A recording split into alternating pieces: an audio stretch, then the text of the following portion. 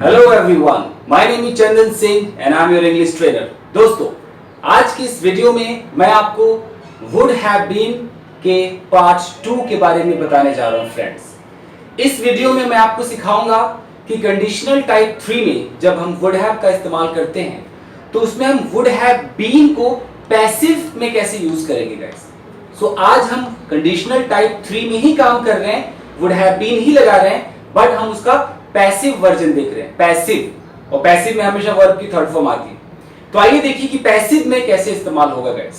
Take a look guys, हमारे पास एक सेंटेंस है कि अगर तुम परीक्षा में पास हो जाते तो तुम्हें इनाम दिया जाता। इसमें भी दो टुकड़े हैं, सेंटेंस दो हिस्सों में बटा हुआ है। सबसे पहला क्या है, अगर तुम परीक्षा में पास हो जाते, इट मीन्स कि सामने वाला व्यक्ति पास नहीं हुआ है। हम एक कल्पना कर रहे हैं कि यार तू तो भाई फेल है, लेकिन अगर तू पास हो जाता ना तो तुझे इनाम दिया जाता। आप समझ रहे गाइस। सो हमने सबसे पहले सेंटेंस में बोला कि अगर तू पास हो जाता तो रिजल्ट क्या होता। रिजल्ट ये होता कि भाई तुझे एक इनाम दिया जाता। इनाम दिया जाता, कौन देता इनाम? कहीं पर दिखाई दे रहा है? कुछ भी नजर नहीं आ रहा कि कौन देता। सिर्फ हम बता रहे कि तुझे भैया इनाम मिलता, कोई ना कोई तो देता। कौन देता डजंट मैटर, तुझे इनाम जरूर मिलता। तो गाइस, ये वाला जो हिस्सा है कि तुझे इनाम दिया जाता, ये हमारा पैसिव के अंदर आता है। ये जो सेंटेंस है ये है सारा कंडीशनल टाइप 3, लेकिन इस कंडीशनल में ये वाला जो हिस्सा है जो रिजल्ट को दिखा रहा है ये पैसिव में है फ्रेंड्स। ये पैसिव में नहीं है, ये तो एक्टिव में है। अब एक्टिव क्या होता है, पैसिव क्या होता है, इस पर मैंने सारे वीडियोस बनाए हुए हैं। आप इस वीडियो के डिस्क्रिप्शन बॉक्स में जाइए और मेरे सारे वीडियोस आप देख सकते हैं फ्रेंड्स।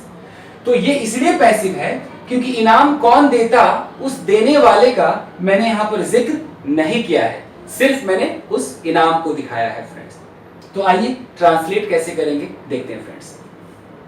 सबसे पहले आपको स्ट्रक्चर जो चलाएंगे आप यहां पर, वो स्ट्रक्चर होगा, शुरुआत इफ से करेंगे क्योंकि अगर आ रहा है, उसके बाद सब्जेक्ट, फिर आप हैड लगाएंगे। हैड क्यों लगेगा? क्योंकि कंडीशनल टाइप 3 में हैड लगता है, आप मेरे पुराने वीडियोस देख सकते हैं।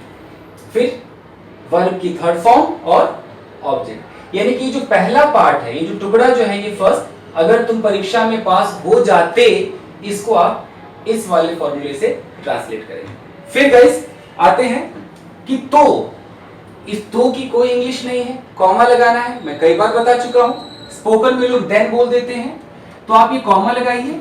उसके बाद जो रिजल्ट पार्ट है उसमें सब्जेक्ट और उसके साथ आपको लगाना है वुड हैव बीन और वर्ब की थर्ड फॉर्म, क्योंकि ये जो हिस्सा है वो पैसिव में होगा। पैसिव का मतलब कि करने वाले का नाम यहां नहीं दिखाया गया होगा, दिखाया भी जाता है तो कभी बाई लगाकर हम दिखा देते हैं। तो पैसिव हमेशा वर्ब की थर्ड फॉर्म में होता है फ्रेंड्स। पैसिव लगाइए। और अगर आपको दिखाना है कि ये जो इनाम दिया जाता ये किसके द्वारा दिया जाता, मम्मी के द्वारा, पापा के द्वारा, तो आप बाई लगाकर उस व्यक्ति का नाम दिखा सकते हैं जिसके द्वारा ये इनाम दिया जाता। वैसे मोस्टली जब प्रैक्टिकल लाइफ में हम आते हैं फ्रेंड्स, तो पैसिव में बार बार बाई नहीं होता है, किताबों में ही ज्यादातर होता है।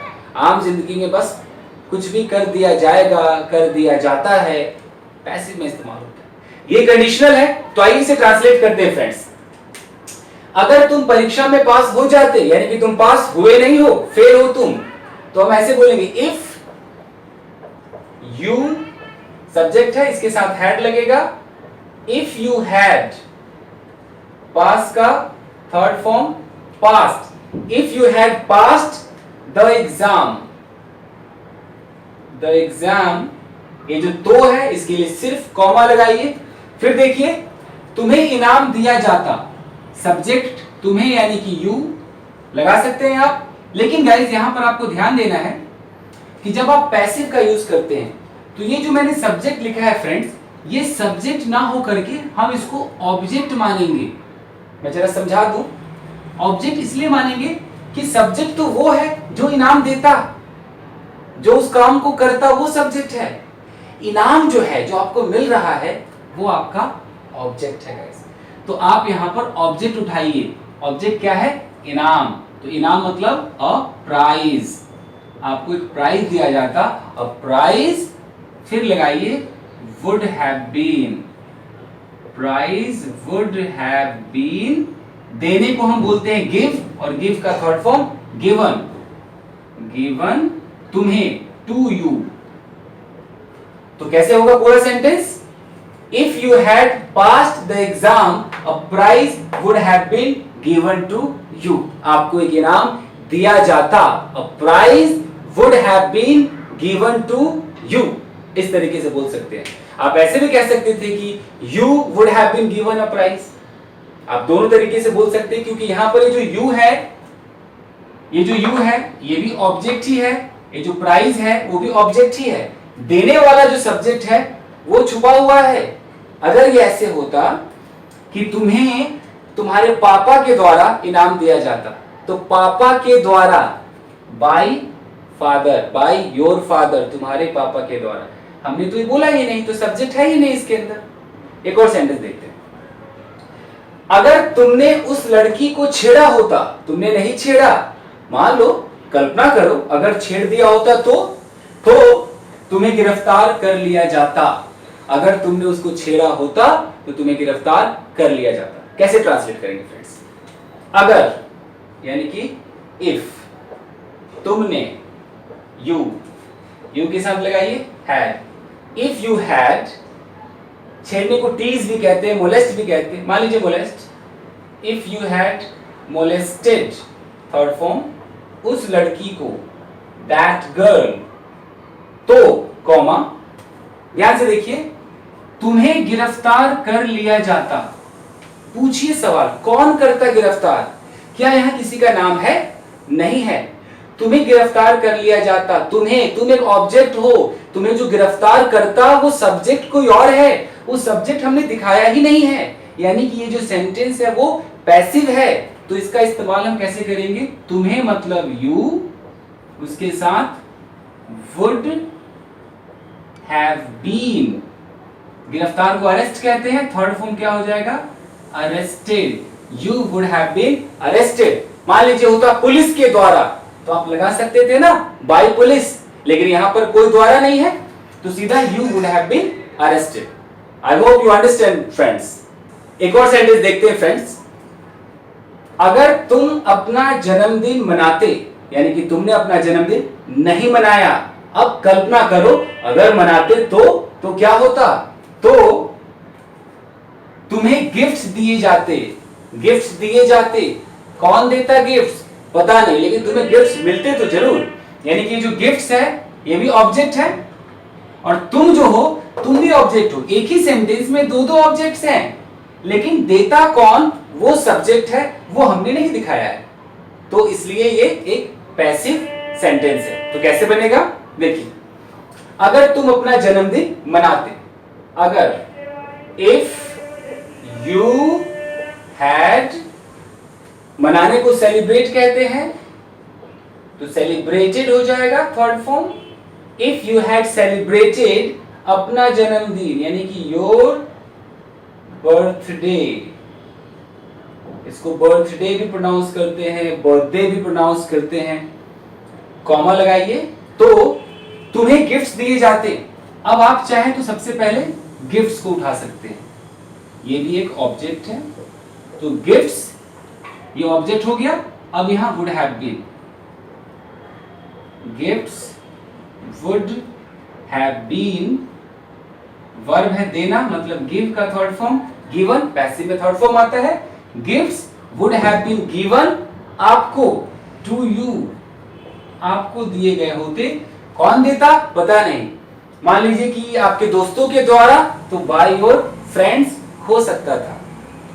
ये पैसिव इसलिए है, अगर मैं इसे एक्टिव में बोलता फ्रेंड्स, तो मैं कैसे बोलता कि अगर तुम अपना बर्थडे मनाते तो तुम्हारे दोस्त तुम्हें गिफ्ट देते, तो तुम्हारे दोस्त देते ये हमारा सब्जेक्ट होता, मैंने क्या कर दिया, सब्जेक्ट हटा दिया, सीधा बोला तुम्हें गिफ्ट्स दिए जाते, कौन देता भूल जाओ, गिफ्ट्स तो मिलते।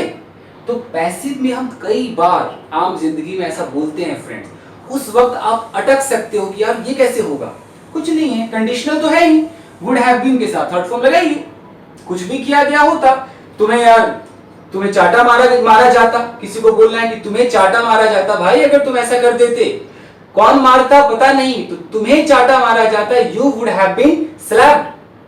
तुम बच गए, अगर तुम उस लड़की को छेड़ देते ना, तुम्हें तो जान से मार दिया जाता यार। अगर ऐसा बोलना है तो आप कह सकते हो कि if you had molested that girl you would have been killed, तुम्हें जान से मार दिया जाता।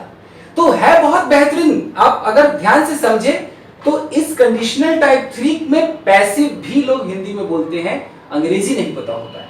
आप इसे सीखिए और यूज कीजिए। एक और सेंटेंस देखते हैं।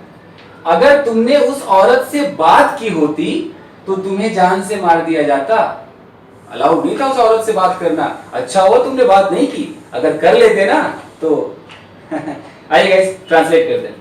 अगर इफ यू हैड, बात करने को बोलते टॉक, तो टॉक का third form talked. If you had talked उस औरत से, to that lady, if you had talked to that lady, comma, तुम्हें जान से मार दिया जाता। कौन मारता पता नहीं, पैसिव है ये, लेकिन तुम्हें मारा जाता, तुम एक ऑब्जेक्ट हो, तो यू करके उठाइए, यू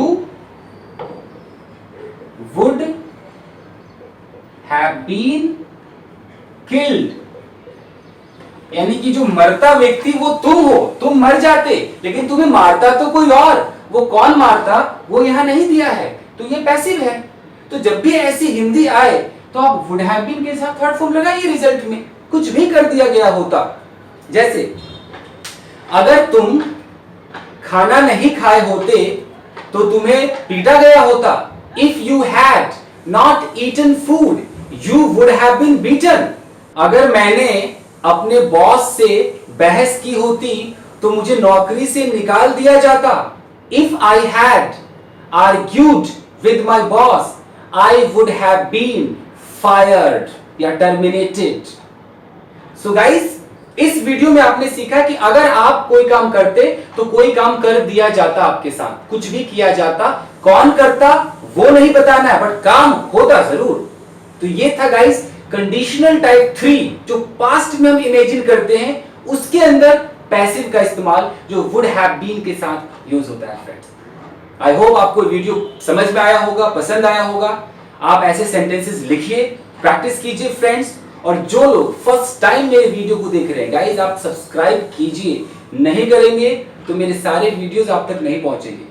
और कई लोग ऐसे हैं फ्रेंड्स जो सब्सक्राइब कर चुके हैं बट नोटिफिकेशन नहीं पहुंचता है, क्योंकि सब्सक्राइब का जो बटन है उसके बगल में एक बेल आता है, बेल का आइकन है, उस बेल पे भी आपको एक बार क्लिक करना होगा, तभी आपको मेरे सारे नोटिफिकेशंस पहुंचेंगे friends. Till then take care and keep practising. Thank you very much everyone.